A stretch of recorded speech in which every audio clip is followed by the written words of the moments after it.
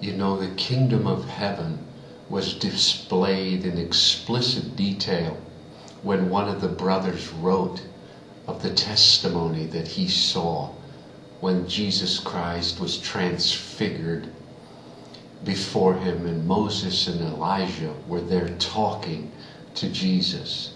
What an amazing thing to see and write down that we read now 2,000 years later. That immortal body is the reward. That kingdom of heaven where there's no time, where eternity exists, no beginning and no end, is the future we look forward to. But in this world, we have to embrace God's will to be a man of sorrows and acquainted with grief. He was despised and rejected of men. A man of sorrows and acquainted with grief, wrote brother Isaiah in his testimony that he wrote down, which he saw during his lifetime. What do you see? What do you bear witness of? Do you see Jesus Christ? Do you know him?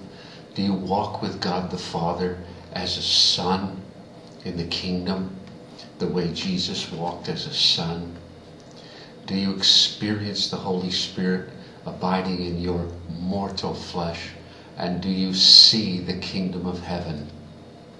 Do you see and hear the King's voice in the kingdom of heaven? This has nothing whatsoever to do with natural religion. Natural man is not a heavenly man. Do you live as a heavenly man or woman?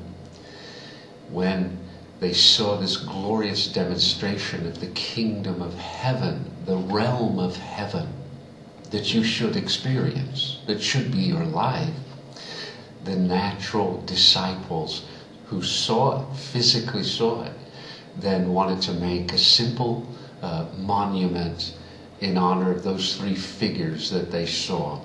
What an amazing earthly, natural response. Do not be afraid of testifying of the heavenly. You will be thought of as a crazy person, as a cult member, as a person to be rejected and definitely despised.